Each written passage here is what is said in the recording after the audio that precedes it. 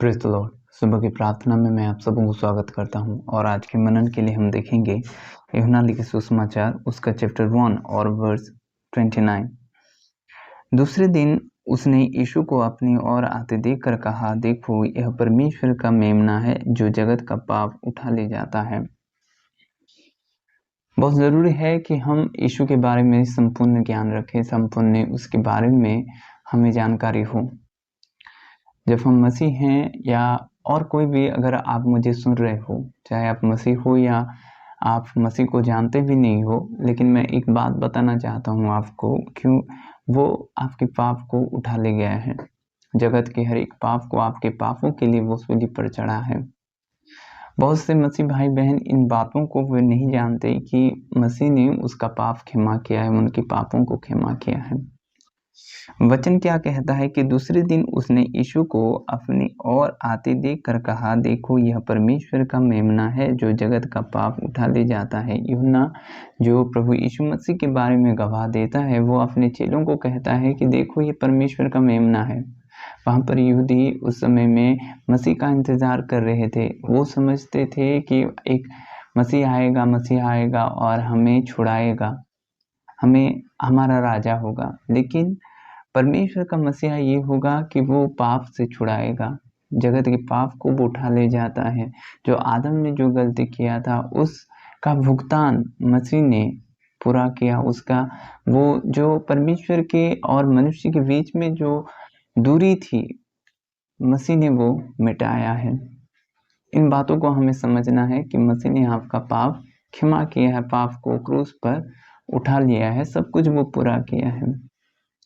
जानिए और पाप से दूर रहें, पाप से बचें, क्योंकि अगर आप पाप करते रहेंगे तो परमेश्वर का अनुग्रह हम में नहीं आएगा, परमेश्वर की ब्लेसिंग हम में नहीं आएगा और परमेश्वर जो कुछ भी आपको आपके जीवन पर करना चाहता है, आपके द्वारा लोगों को बचाना चाहता है, वो नहीं हो पाएगा।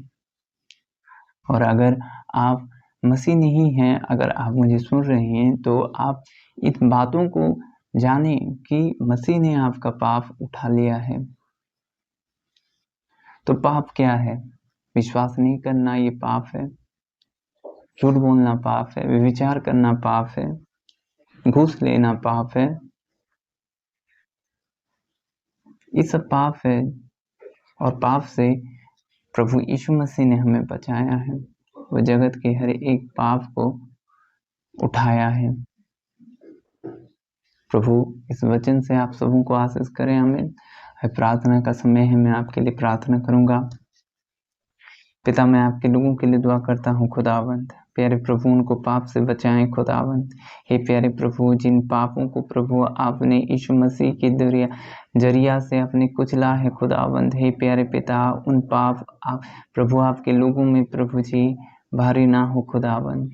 हे प्यारे पिता, आपकी दया, आपकी अनुग्रह उनके जीवन पर बढ़े खुदावंद। पाप से बचाएं खुदावंद, पाप से बचाएं प्रभु जी, पाप से बचाएं खुदावंद।